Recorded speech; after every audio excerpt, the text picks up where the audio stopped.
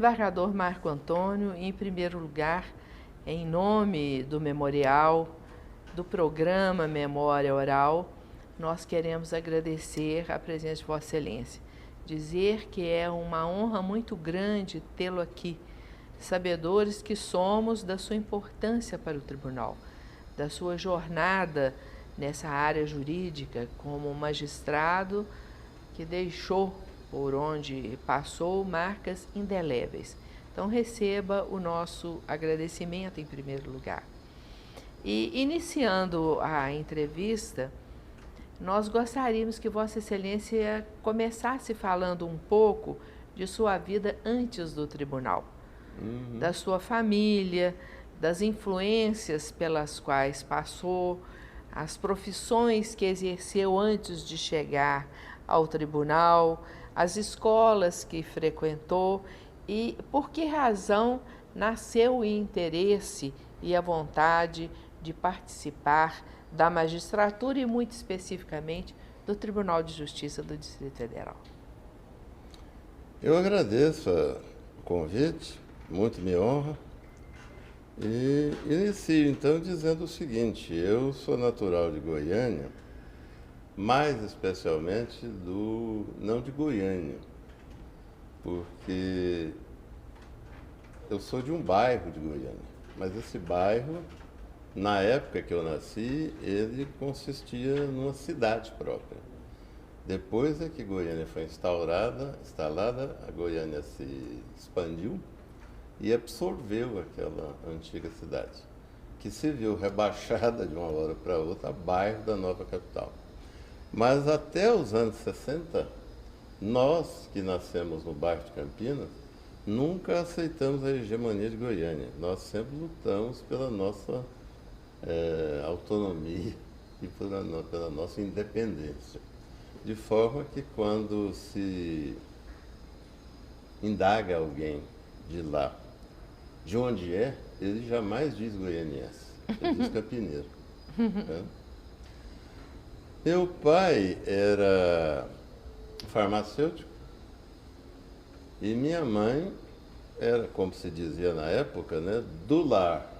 Então, meu pai teve uma dificuldade adicional, ou seja, ele foi temporão na formação dele, porque durante muito tempo ele foi arrimo de família, então ele não teve como estudar regularmente. Eu me lembro que ele fez o ginásio aos 34 anos, e depois aos 37 ele conseguiu completar um curso de contabilidade. Ele pretendia ser médico, mas infelizmente ele foi acometido de doença e ele passou um ano na cama. E aquilo ali, ele teria que fazer vestibular, e aí ele acabou desistindo. Nesse ínterim, então, essa missão passou para mim. Eu, então, é que deveria ser médico no lugar dele. E assim eu tentei, mas eu não consegui passar no vestibular. E então eu também me desanimei, não quis mais mexer com aquilo, porque era algo muito complicado, só tinha vestibular uma vez por ano. E me parecia uma coisa meio amalucada você ficar um ano se dedicando a um estudo e sujeitando-se a uma coisa onde você poderia conseguir ou não, e eram poucas vagas. Né? Então, eu fiquei um ano à toa. Um ano, e foi precisamente o ano em que ocorreu a chamada Revolução de 64, em que os militares tomaram o poder. Isso com 16, 17, 18 anos? Eu nasci em 1946. Então, nessa época, 1965, eu tinha 19 anos. Né? Já nessa época, eu trabalhava como jornalista e radialista. Né?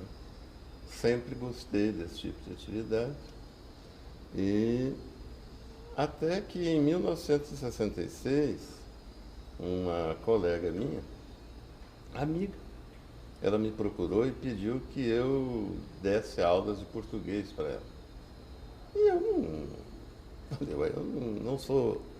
eu não tenho nenhuma qualificação para ser professor de português. Eu não sei português, só sei português para o meu gasto. Ah, não, absolutamente, pessoal, você é perfeitamente competente e tal. E aí eu resolvi dar um auxílio para ela. Começamos a estudar. Passados alguns dias, eu falei, escuta, por que você não faz vestibular de Direito comigo? Eu falei, o quê? Ela estava estudando português para fazer o vestibular. É, porque naquela época, diferentemente de hoje, os vestibulares eles eram específicos para cada área. Exatamente. Né? Então, salvo engano, no vestibular de Direito você tinha português. Português, então, era dividido lá em análise, literatura, gramática. Então, tinha história, geografia, sociologia e psicologia. Um pouco antes ainda havia latim, depois foi afastado. Então eu resolvi estudar junto com ela, até que ela tomou a iniciativa de fazer a minha inscrição. Falei, escuta, mas eu não tenho material. Ela falou, não, eu lhe forneço. Eu tenho umas apostilas.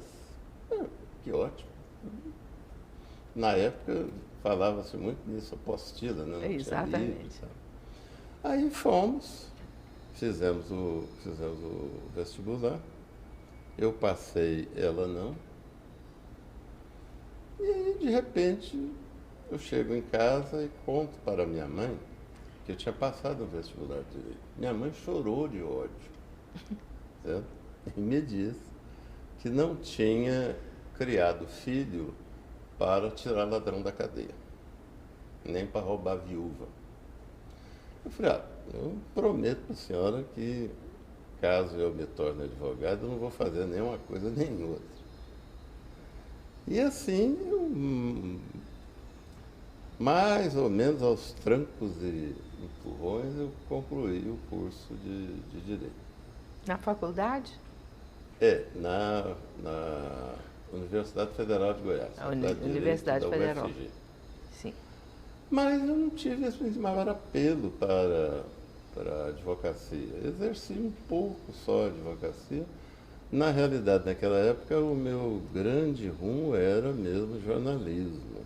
Era jornal, rádio e televisão. Era o que me entusiasmava. Continuei mexendo com aquilo e tal. E a coisa foi levando até, e quando foi mais ou menos em 1973, eu tive vontade de fazer concursos jurídicos. Então eu tentei, quis fazer um concurso para promotor. Mas aí esbarrei numa coisa que hoje, se a gente falar isso, é difícil que tenha alguém que acredite na gente. Mas existiu isso. Nessa época, você precisava, para tomar posse, para fazer concurso público, enfim, qualquer coisa de cunho mais oficial, você precisava de uma coisa chamada atestado de ideologia. Não sei se Vossa Excelência lembra disso. Perfeitamente. E nós tivemos aqui o depoimento do desembargador Jerônimo, que ele conta que porque recebeu um ministro do governo de Fidel Castro, ele como presidente de uma Liga Estudantil do Rio de Janeiro, pré-revolução, dias antes da Revolução de 31 de março de 64, que o nome dele foi inscrito como subversivo, razão pela qual ele fez um concurso público, passou, não deram posse, ele impetrou uma segurança, a ordem foi concedida e nunca cumprida. Nem assim foi cumprida a ordem. Pois é. Isso está nos registros do depoimento do desembargador Jerônimo. Eu passei por um fenômeno semelhante. Até interessante contar. Eu fui lá, me inscrevi, eu e minha mulher, nós nos inscrevemos. A inscrição dela foi liberada. A minha não foi, nem a inscrição. Não sabia, e nada, ninguém procurou, ninguém comentou, ninguém disse que sim, nem não. Aí um belo dia, um amigo meu, que era ligado à Secretaria de Segurança Pública, ele me ligou e falou: escuta, você está com problemas para tirar atestado de ideologia? Eu falei: não que eu saiba, mas você talvez esteja mais informado do que eu. Ele falou: é verdade, mas esse povo é muito cheio de coisa e tal, papapá. Mas me dê uns dias aí que eu vou resolver isso. Aí, tudo bem, aí fiquei aguardando. Aí, passados alguns dias, ele me telefonou e falou: olha, seu caso está resolvido. Muito agradecido. Falei: você vai receber um atestado especial. Um atestado especial. Você vai lá na Secretaria de Segurança Pública, procure lá um agente chamado Matias e ele vai lhe dar o atestado. E eu comecei a tremer de medo. Fiquei eu vou ser preso, Urênio. Temeroso de que eu fosse lá e não saísse. Na época isso eventualmente acontecia. Mas fui. Aí encontrei lá o tal agente, me deu uma olhada e tal, abriu uma gaveta, tirou um papel e me deu. E eu caí fora, saí correndo de lá. Lá fora eu abri o papel e li. Lá se certificava o seguinte, que o senhor Marco Antônio da Silva Lemos, filho de Beltrano, filho de Cicrano e coisa e tal, nascido a tanto de tanto no lugar tal, assim, assado, consta dos nossos registros. Ponto e vírgula. Entretanto, não professa ideologia exótica e nem está, vírgula, até o presente momento, vírgula, em curso na Lei de Segurança Nacional. Quando eu vi aquilo, eu falei: pô, mas isso aqui não é atestado de ideologia, isso aqui é um libelo. Não vou usar isso. Porque qualquer pessoa nesse concurso que chegar a ler esse atestado de ideologia vai procurar se livrar de mim o mais rápido possível. Então, eu não fiz o concurso. A inscrição foi liberada? Não, eu nem vou. Nem procurou saber? Eu nem procurei saber. Mas tem a impressão que se eu levasse isso lá, liberaria. Mas eu não quis prosseguir. E a partir desse momento, inclusive, eu passei a ser demitido de todos os empregos. Eu frequentemente tinha freelancers, trabalhava em qualquer coisa oficial do governo, eu fui afastado. Aí, em 1976, um amigo meu, de uma nova empresa lá em Goiás, que ia cuidar do transporte urbano, ele me chamou para trabalhar com ele. E eu, então, procurei falar: deixa eu te falar uma coisa para que você entenda. Por uma questão de lealdade. Eu estou cansado de ser convidado para cargos que eu aceito e dali a 2, 3, 4 meses, o camarada que me convidou e me nomeou, ele é chamado pelos órgãos de segurança e, de repente, sem qualquer justificativa, eu sou demitido. Então, eu não quero passar por isso mais.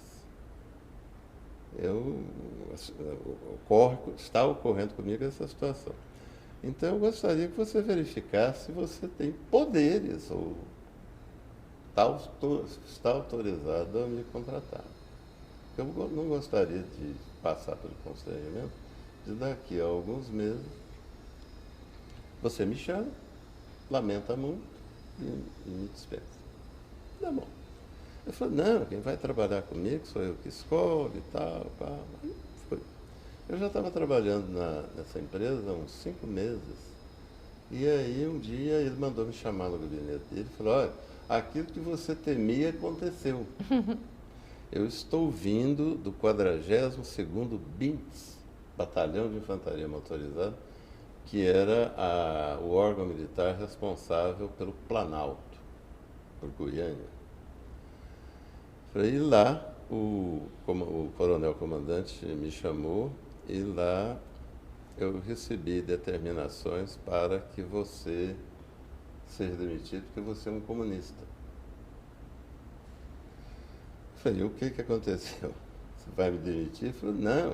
Eu peguei e disse para o coronel. Falei, coronel, o senhor é o comandante da área, eu não tenho a intenção de questioná-lo. Mas eu conheço esse rapaz há muitos anos e me estranha isso. Então, o que o senhor tem contra ele? E o coronel mandou lá buscar e falou, veio um calhamaço. Tudo da sua vida estava lá. E eu pedi licença para folhear. Aí folhei e tal. Falei, coronel, o senhor já se deu o trabalho de ler esse informe, né? Ele falou, na verdade, não. Eu falei, então, por favor, me faça o seguinte, leia. Eu acabei de ler e não vi nada que o desmerecesse. Aí diz ele que o coronel lê. Eu falei, é mesmo, não tem nada. Vamos fazer o seguinte, o senhor está autorizado a manter o indivíduo. Agora, o senhor vai fazer um relatório mensal das atividades dele. Então é isso. Aí, resultado, com isso, quebrou-se aquilo e eu nunca mais fui incomodado por qualquer coisa ligada à ideologia. Ou seja, nós vivenciamos essa época. Né? Aí, posteriormente, eu fiz um concurso para procurador do INPS. Aí eu já estava liberado ideologicamente e pude fazer esse concurso. Passei e exerci durante certo tempo esse cargo. E na época, já algum tempo depois, eu fui demitido de um jornal e fiquei, assim, é onde você descobre como é uma coisa problemática, extremamente desagradável, constrangedor, você ficar desempregado. Nessa época, nós sobrevivemos porque a minha mulher passou a fazer e vender doces. Né? E aí... Já tinha filhos? Tinha filhos. Meus 2 filhos. Aí, ela veio a Brasília e voltou dizendo o seguinte, olha, eu inscrevia nós 2 no concurso que abriu lá, de juiz substituto do Tribunal de Justiça do Distrito Federal. Eu olhei o programa e falei, meu Deus, isso aqui não tem chance não. Não, mas vamos fazer. Tá. Aí eu passei a me dedicar e coisa e tal. Estudei. Era considerado um dos mais difíceis concursos do país. É até hoje. Inclusive, acho que foi a sua turma, a turma de Vossa Excelência, Era a primeira vez que tinham passado, acho que 34. Acho que éramos 23. Então foi assim, meio escandaloso. Como é Isso que passa mesmo. esse monte de gente? E- Mas então me preparei e tal, nós, sem muita convicção, nós viemos. E o concurso ele era especialmente problemático. Você fazia todas as provas, você tinha a obrigação de tirar sete. Uma nota mínima em todas.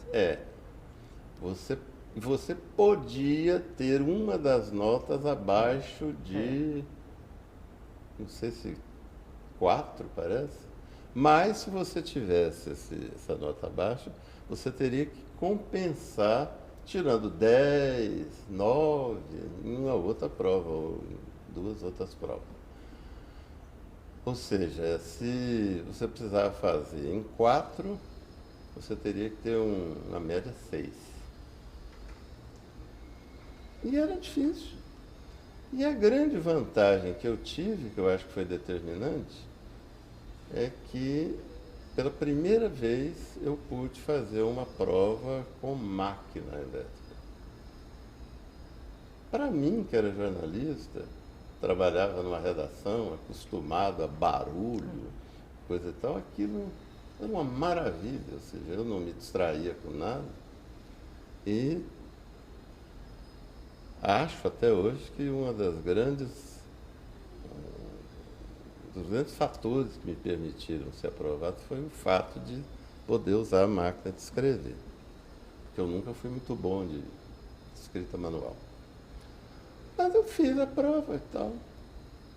Esqueci daquilo, voltei para Goiânia, larguei de mão daquilo. Aí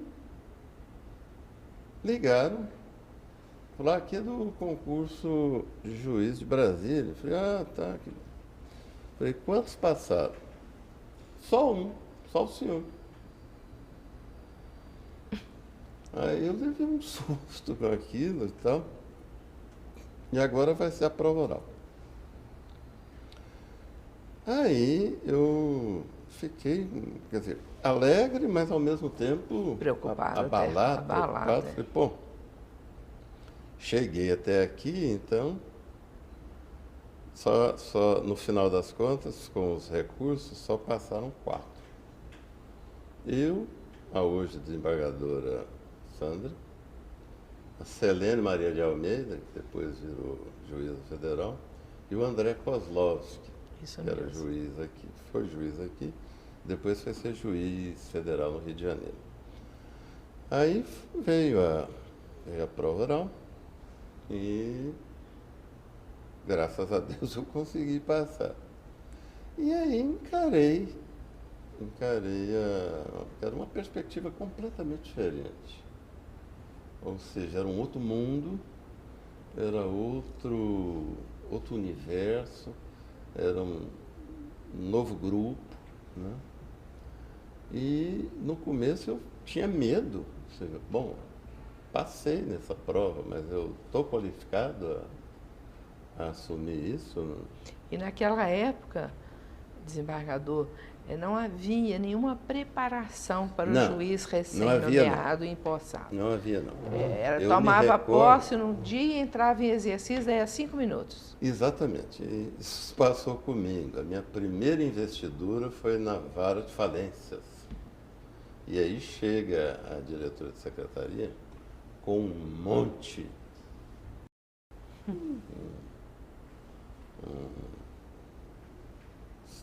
30 processos, botou em cima da minha mesa, falou assim, olha, o senhor vai despachando esses aí que depois eu trago o resto. E eu suava em bicas. Né? E aí o primeiro processo que eu peguei era um pedido de liberação de uma quantia. Eu falei, bom, eu posso liberar essa quantia? Aí o que eu tive que fazer? Fui ler o processo do começo. Da primeira folha. Aí cheguei lá, tal, no pedido e tal. Falei, posso liberar. Atenda-se, defiro a pretensão da parte. Mas foi muito bom isso.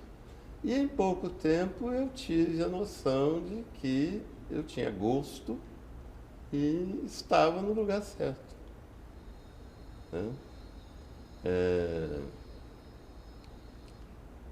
Na realidade, nunca pensei nem me preparei para ser magistrado.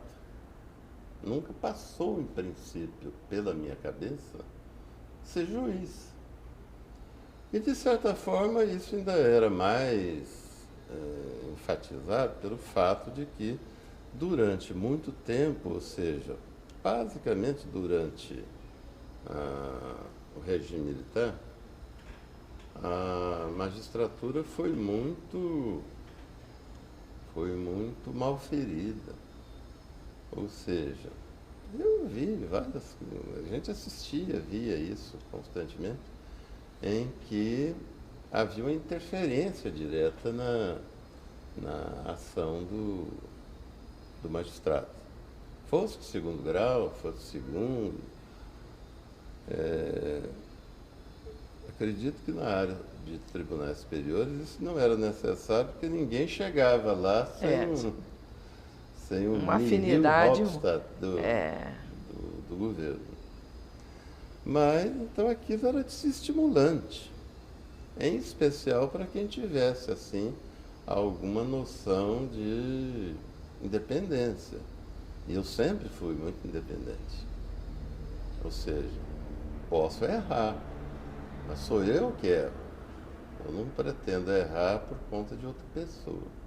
Então, mas aí, nesse momento em que eu vim para cá, larguei de lado a outra atividade, me dediquei exclusivamente a essa, eu senti que tinha feito uma opção correta. Contra todas as minhas expectativas, porque na área jurídica, em princípio, se eu tivesse fazendo uma opção mais consciente, mais de acordo com minha natureza, eu teria sido promotor. Porque eu gostava de ser o custos legis, né? que aplica e zela pela aplicação da lei. Mas me dei bem como magistrado. E acredito que até hoje eu não decepcionei. Tá? Então fiquei aqui durante esse período, entre 1987, que eu tomei posse, e 1991, quando eu me transferi para o Amapá. E lá eu acabei sendo desembargador. Ou seja, também outra coisa absolutamente inesperada, eu me vi de repente guindado do cargo inicial da magistratura, que era juiz substituto. Foi para o Amapá, que à época ainda era território, não é? É. Como juiz substituto. Fui como juiz substituto. Aconteceu lá o seguinte, que no dia da posse dos novos desembargadores, que eram 7, um deles enviou um telegrama renunciando à vaga. E aí isso gerou um problema danado, porque de repente aquilo que se já entendia definido voltou-se a abrir, ou seja, abriu-se uma nova vaga de desembargador, e havia muitos interesses. E havia uma candidatura que o governador da época não pretendia atender, e para que ele não atendesse, ele precisava de uma outra alternativa. Eu fui procurado pelos outros 6 desembargadores da época. Quais eram esses desembargadores? Bom, os desembargadores dessa época eram 2 daqui, ou seja, eram colegas meus daqui, que era o Onildo Amaral e o Mário Gurchev. Mas existiam também outro juiz ligado ao tribunal, que era o Douglas Evangelista. Sim. Né? E um dos desembargadores, que vinha do Pará, ele me conhecia porque tinha sido aluno meu em Brasília. Existia o do MP, que era o... Não é o nome dele, meu Deus. Estou com a fisionomia dele aqui, dificuldade. Luiz Carlos. O desembargador Luiz Carlos, que era do MP, na vaga do MP. E o Benedito Leal de Mira, que era o da vaga da OAB. E o Gilberto, que é esse que foi meu aluno. Eles então me procuraram, me contaram o que estava se passando e disseram, perguntaram se eu não os autorizaria a levar o meu nome ao desembargador, ao governador. Bom governador. Aí pensei, conversei com minha mulher e tal, disse a eles que aceitaram. Eles saíram, levaram um pleito ao governador, o governador, alguns dias depois, me chamou, me fez o convite, eu aceitei e não me nomeou. Eu me tornei desembargador. Aí larguei a judicatura aqui e assumi a do Amapá. E participei de toda a saga lá de implantação Do tribunal, né? do tribunal. Ou seja, uma coisa começada do zero, tinha que fazer concurso para servidor, concurso para juiz, ao mesmo tempo, enfim, ter que participar de uma série de construção de fórum, enfim. E participamos disso, lá foi instalado no dia 6 de outubro daquele ano. Nós instalamos a Justiça Estadual. Foi quando então se encerrou a jurisdição do TJDFT lá. Aí nós passamos já tínhamos juízes, porque tínhamos desembargadores, mas não tínhamos juízes, né? Aí demos posse aos novos juízes. Os juízes também foram de livre nomeação do Não. governador? Os juízes foi concurso. Fizeram concurso. Foi eu que presidi esse concurso. Tá? O primeiro concurso para juízes do Quantas Estado do Amapá. comarcas o Estado tinha originalmente? Quantas comarcas o Estado tinha? Comarcas? Existiam Santana, Amapá, Calçoene e Oiapoque. Depois foram criadas outras, mas as originais eram essas. Quando nós fizemos a lei de organização judiciária de lá, então nós previmos, inclusive com muitos juízes, né? Quer dizer, nós criamos novas comarcas, Tartarugalzinho, Serra do Navio, Laranjal do Jari, enfim. E em Macapá, que até então tinha 2 juízes, Macapá passou a ter 30 juízes. Ou seja, e é uma coisa até curiosa, é um registro curioso. Macapá até então tinha vivido, desde a instalação do território em 1943, até aquela data, com 2 juízes. Claro que tinha sobrecarga e tal. Aí criou-se uma nova estrutura com 30 juízes. Um ano depois, essas 30 varas estavam sobrecarregadas.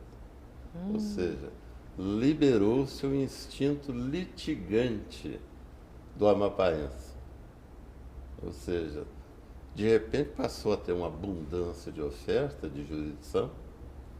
Todo mundo então resolveu usar aquilo. Eu fiquei lá 3 anos. Como desembargador? Como desembargador. E então, aí deu tempo para que eu me aposentasse. E eu resolvi então me aposentar. Mas como eu tinha algumas férias acumuladas, eu tinha vindo para Brasília nesse período e fiquei aqui, acho que 3 meses de férias. E eu descobri o quanto era horrorosa a vida de aposentado. Eu falei, eu não quero essa vida para mim. Eu preciso urgentemente definir alguma coisa para eu fazer. Aí me veio pela cabeça e falei, eu posso fazer concurso para voltar para o tribunal de onde eu saí. Porque na nova Constituição tinha sido eliminado um dispositivo que na Constituição anterior vedava que o aposentado voltasse à ativa. Eu me vali disso e então me inscrevi para fazer novo concurso. Eu nunca me esqueço do Mário Gurtiev, que, salvo engano, foi do seu concurso? Foi do nosso concurso. Do seu concurso, que era desembargador junto comigo. Quando ele tomou conhecimento do que é que eu pretendia fazer, ele me procurou. Ele falou, escuta, é verdade que você está querendo fazer isso? Eu falei, é. Foi eu, se fosse você, não faria isso. Eu falei, mas por quê? Ele falou, você já considerou que você pode ser reprovado? Eu falei, já considerei. Se eu não conseguir aprovação, paciência. Não sei. O concurso já estava aberto, Excelência? Hã? O concurso daqui já estava aberto? Já estava Nesse aberto. períodozinho de reflexão lá das suas férias? Estava aberto? Já estava aberto. Já estava aberto. É aquela história, quando você está nisso, essas coisas chegam ao seu conhecimento. Até porque tinha várias pessoas de lá que já estavam se preparando para fazer esse concurso. Né? Porque tinha havido um concurso anterior, onde inclusive foi aprovado hoje desembargador daqui, o Dr. Sebastião. Ele passou lá no Amapá, mas não tomou posse. Ele fez o concurso aqui no tribunal, logrou a aprovação e veio para cá. Então já estava convocado um outro concurso, esse que eu participei, em 1993.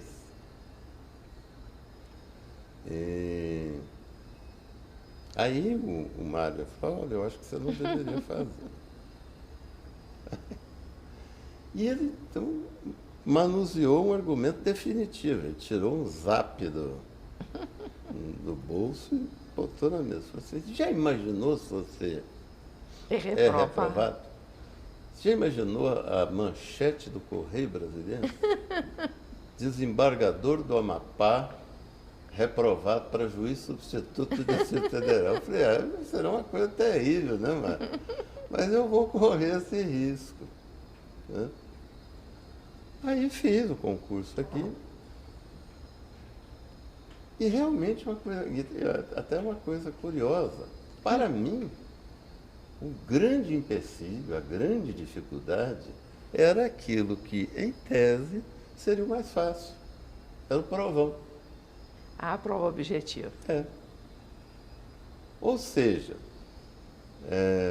aquilo que você faz é uma etapa prevista para garimpar pedregulho. Né? Mas para mim, que tinha parado de estudar, aquela coisa toda e coisa e tal... E era um tipo de prova que não existia nos concursos que nós fizemos, não é? Não existia. Não existia. O nosso concurso todas era as peculiar. provas eram dissertativas. Eram dissertativas, não tinha essa história de provão. Mas como, por exemplo, no meu caso, eram 800 candidatos, então veja, você fazer... corrigir 800 provas dissertativas. Não, 800 vezes 4. 32, 3.200 provas. Era muito estafante. E aí eles resolveram adotar esse provão preliminar. Mas para mim era a coisa mais difícil do mundo. Porque numa dissertação você tem como argumentar. na prova objetiva você não tem como fazer. E me lembro bem que eu estava muito nervoso. Fiz a prova, mas numa prova objetiva você sai sem muita noção se você acertou. Aí de repente você descobre que acertou uma que você estava em dúvida, mas de repente você descobre que outra que você errou. E é aquela coisa de doido. Aí saiu o gabarito, eu fui com minha filha, aí peguei o gabarito, peguei a prova e comecei a conferir. Quando passou de 50, aí eu... Resultado, eu fiz 67 pontos. Bastante. Não. Aí no dia seguinte, publicou-se o resultado de todos os candidatos. E eu descobri o seguinte, que eu estava nos últimos... nas últimas classificações, porque o que tinha 92, 91, 85, 88. Falei, meu Deus do céu. Falei, mas não há de ser nada não, porque essa se eu fosse ser parado, seria nessa aí. Nas outras ninguém vai me parar, não. Na dissertativa ninguém me para. E de fato, aconteceu e tal. E eu tive a felicidade de ser primeiro colocado. Aí voltei a ser juiz substituto.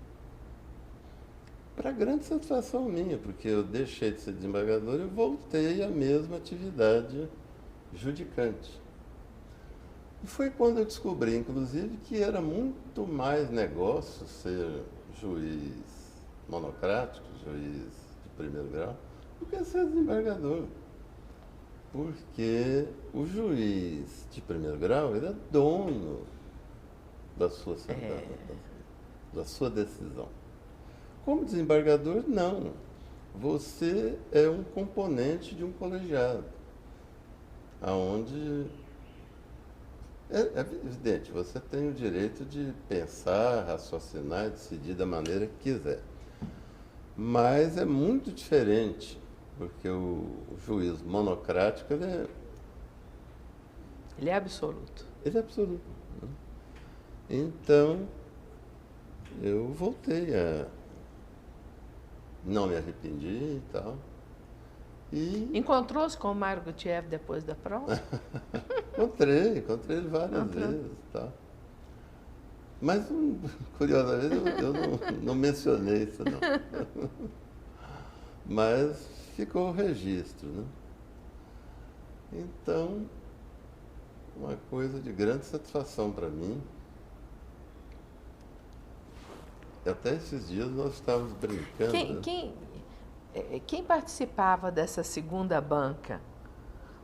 Dessa segunda banca? Isso, quando Vossa Excelência voltou já do Amapá como desembargador e resolveu se aposentar e se submeter novamente ao exame do... Nessa segunda banca? Nessa segunda banca, olha, você lembra? Que eu me lembre, assim, é aquela história. Um deles era o desembargador Natanael. O desembargador... Como é que é o nome dele? Que era da UAB.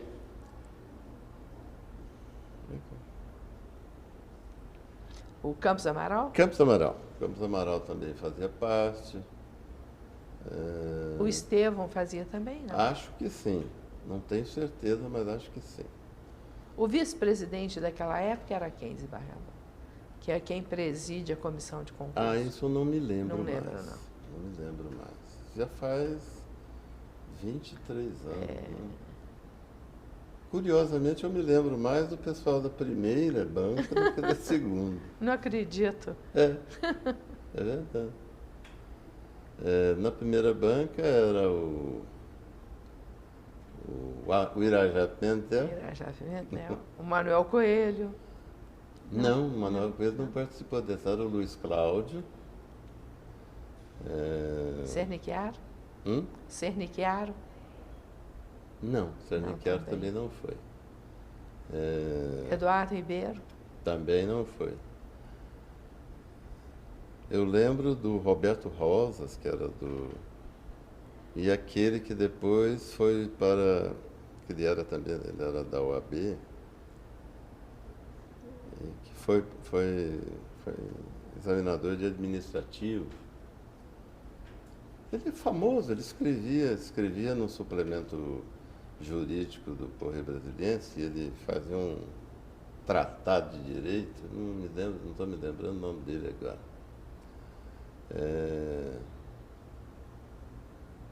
Mas era esse pessoal. Foi quando então eu conheci. E aí, porque naquela época nós não tínhamos computação, né? Não tínhamos tínhamos. isso. Então, se você quisesse fazer uma pesquisa, por exemplo, hoje é uma coisa tão fácil que até essa facilidade acho que conspira em desfavor do candidato.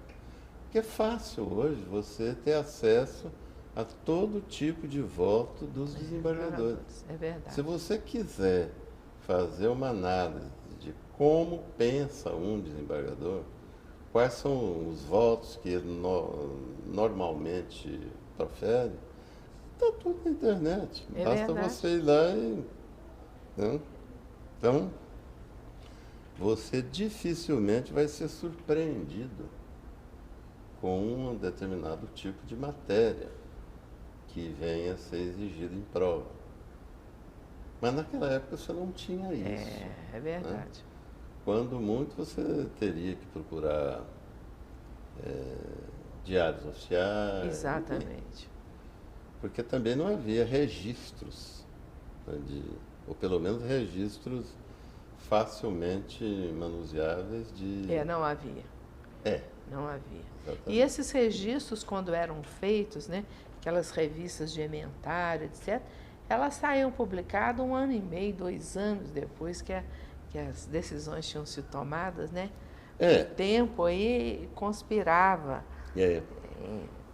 E eu lembro, inclusive, o seguinte, na época em que fazia esses estudos e tal, em que normalmente a grande recomendação era o seguinte: seja rato de cartório. Ou seja, frequente o tribunal. Toda hora, todo dia que você puder, esteja por lá. Porque, inevitavelmente, vai circular que mudou a orientação jurisprudencial disso, o tribunal mudou a orientação daquilo e assim por diante. E é onde você vai acumulando, como se diz, por adição, né? Você vai acumulando conhecimento jurídico. Geralmente, nessas coisas, você tem uma visão tão atualizada quanto possível da coisa. Porque, inclusive, aqui era algo diferente que eu me lembro, porque Brasília sempre teve uma série de coisas diferentes de outros lugares. Para não ir muito longe, a célebre questão das fundações do Distrito Federal. Na época se discutia se fundação era de direito privado, se era possível existir fundação de direito público. E a grande maioria dos candidatos, eles não tinham noção dessas peculiaridades aqui de Brasília. Sobre a lei de parcelamento do solo daqui, né? Uma série de coisas que, se você não tivesse noção do que existia aqui, você dançava numa matéria. Não porque você desconhecesse elementos de direito, mas porque você não conhecia peculiaridades locais. Tá? Mas era muito interessante. Eu sempre gostei muito disso. Sempre gostei muito de estudar. Né? Mas nesse início da segunda jurisdição em primeiro grau de Vossa Excelência, logo após ter passado o concurso, em primeiro lugar, se sentiu, como havia começado a falar, melhor até do que exercendo a jurisdição em segundo grau. Sim. E quais foram as varas que Vossa Excelência frequentou, foi designado nesse período de juiz substituto, até se titularizar? Bom, eu tenho uma peculiaridade comigo. O tipo de vara que eu menos frequentei foi juizado civil. Passei por pouquíssimas varas civis. Então, basicamente, as 3 varas onde eu estive mais lotado foram varas de fazenda pública, Fazenda Pública. criminais e família. Que, por sinal, sempre foram as varas de minha eleição. Eu gostava de fazenda pública porque sempre gostei de matéria de direito público. De direito público. Né? Gostava de família por 2 coisas. Primeiro, porque era uma vara onde se tratava com elemento emocional. Ou seja, uma vara de família nunca é uma vara... De autoindagação jurídica, né? Não é que não seja de autoindagação jurídica, mas ali existe um drama humano. Toda vara de família é um litígio envolvendo seres humanos, né? Família e tal, filhos, pais, avós e tal. E porque era um tipo de uma vara onde eu tinha a noção, bem ou mal, de que eu podia resolver alguma coisa. A gente tem essa sensação. Tem essa sensação.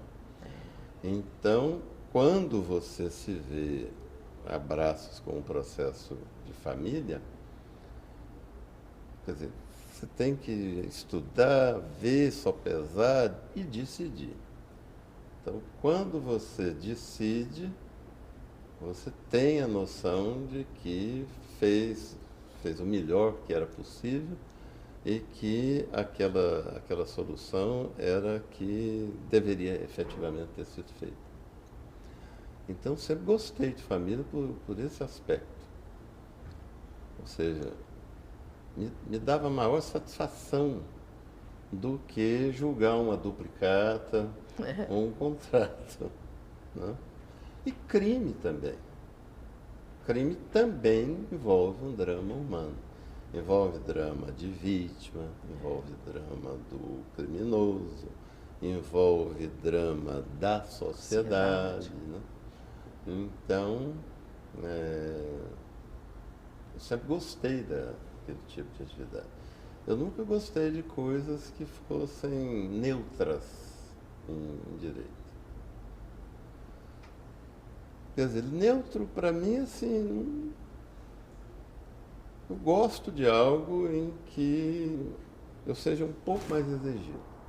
E acredito que família e crime exigem bem mais da gente. Porque não é mera aplicação da lei, né? Então,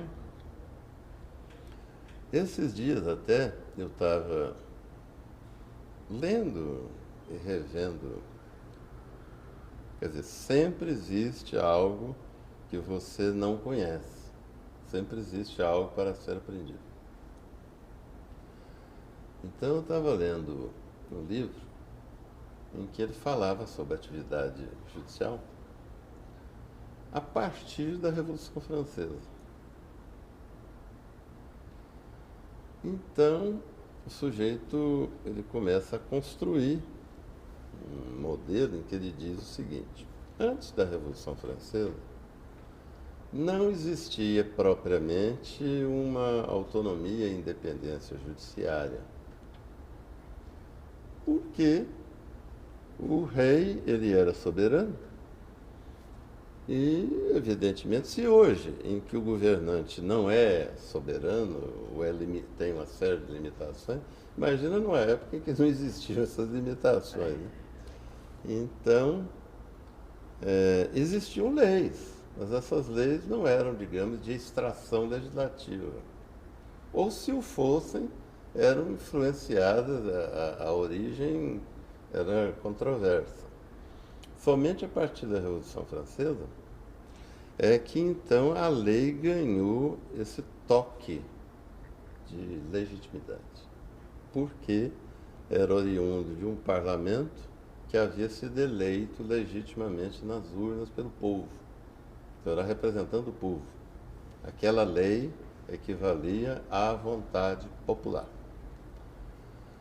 E então, no começo, aí é onde vem, o sujeito faz o comentário, no começo entendia-se que o juiz deveria ter uma função quase que meramente aplicadora. O juiz era a bouche de la loi, a boca da lei. E ele deveria, tanto quanto possível, evitar qualquer modificação na vontade literal da lei. Porque ele não tinha legitimidade para se antepor àquilo que o legislador, o único legitimado, tinha feito. Inclusive, isso eu não sabia, descobri, existia em 1790 um instituto chamado Référé Législatif. Quando, por alguma razão, um juiz, para ir aplicar uma lei, e ele discordasse daquela lei, ou seja, na sua disposição literal, ele deveria formular uma consulta ao respectivo legislativo. Só o legislativo é que teria o poder de poder interpretar aquela lei que ele formulou. Né? Então, mas isso era uma coisa terrível, ou seja, o juiz de repente passava a ser não tinha sentido. Ou seja, ele era um moleque de recados do Poder Legislativo.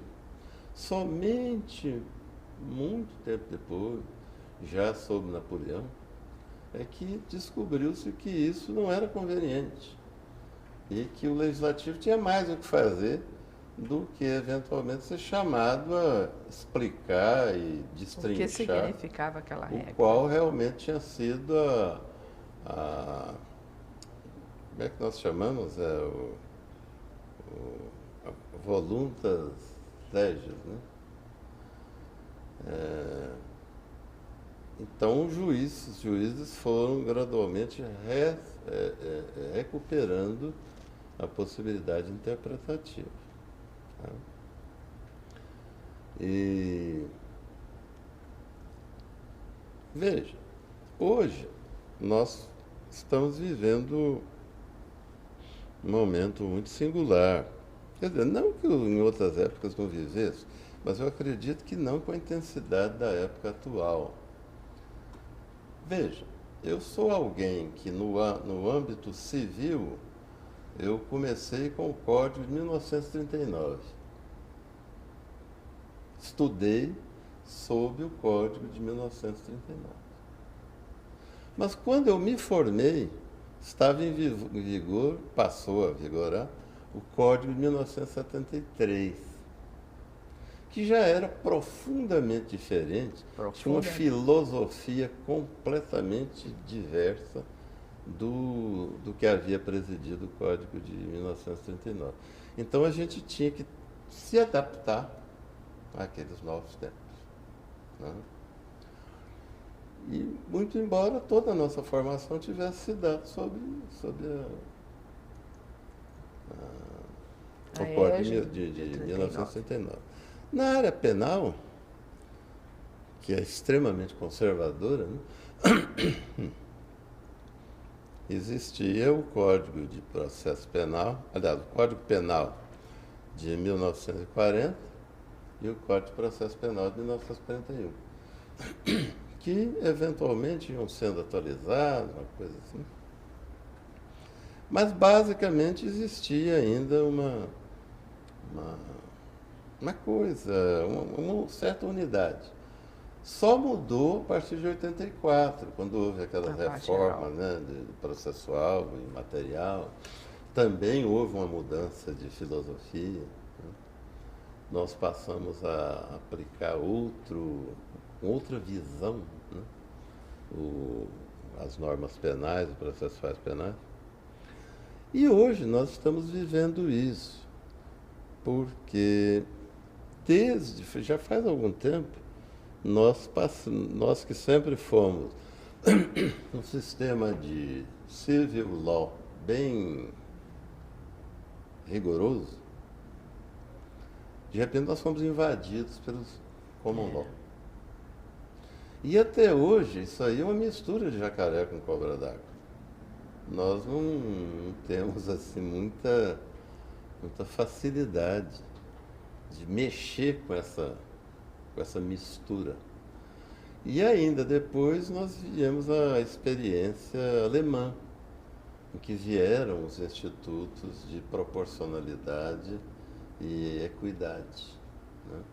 Razoabilidade, proporcionalidade e equidade. Então, muitas vezes, quando a gente está enfrentando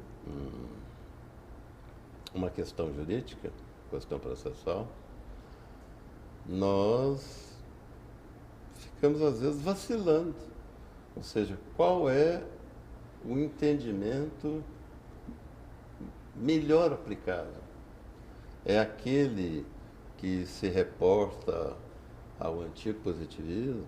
Ou seja, é igual um pacto, você analisar um pacta sunt servanda. Né? Existem casos em que é de se aplicar pacta sunt servanda. Você não transige ali. Naquele caso, prevalecem todas as nuances de um pacta sunt servanda.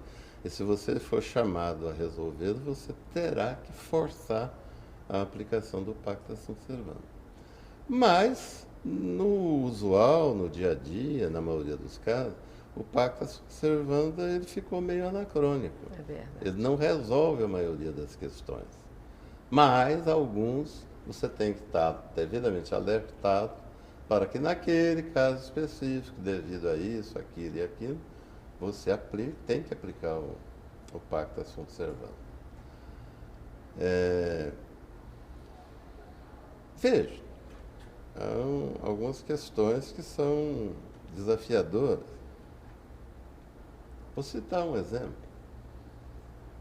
Nós hoje temos um Supremo que, a meu ver, erroneamente, ele está se metendo ao legislador. Ou seja, o que acontece quando você encontra um vácuo jurídico? Você deve ir ao legislativo, que é o poder encarregado disso, discute-se lá, produz alguma coisa, que visa, então, modificar aquilo. A partir daí, então, é uma lei, você aplica aquela lei. Agora veja, a nossa Constituição fala que o casamento é constituído da união de homem e mulher. Esse conceito pode estar anacrônico? Pode. Mas quem tem que dizer isso é o legislativo. Não é o judiciário. Ou seja, continua previsto na Constituição, e não foi mudado, que o casamento é a união entre homem e mulher. Entretanto, o que o Supremo fez? Ele modificou isso, ele passou a aceitar que o casamento não só é entre homem e mulher, mas entre mulher e mulher, ou entre mulher entre homem e homem. E, de certa forma, nós fomos jogados num limbo em que aquilo que o Supremo decidiu é oposto ao que a Constituição explicitamente prevê. Isso gera situação de extremo desconforto, porque o legislativo deveria... Porque vamos supor que alguém propusesse modificar, porque aí tem que modificar a Constituição. Ter-se-ia que entender que essa norma não é uma norma rígida, não é uma norma... Cláusula pétrea. Pétrea. Vamos supor que o Congresso, chamado a se pronunciar, ele mantivesse aquilo. Como é que fica? Ou seja, ele confirma aquilo. Então, o Supremo, a meu ver, teria que se adaptar a essa nova situação, né? E entender diferentemente, heteronomicamente, em relação àquilo que já havia decidido anteriormente. Mas é o nosso país, são as nossas peculiaridades. Desembargador, estou recebendo um sinal de que o nosso tempo se esgotou. Opa!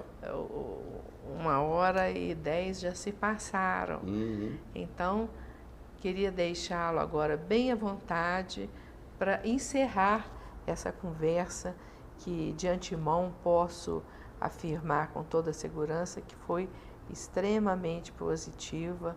A sua entrevista enriquecerá o acervo que já consta da memória oral e por isso nós somos muito gratos a Vossa Excelência.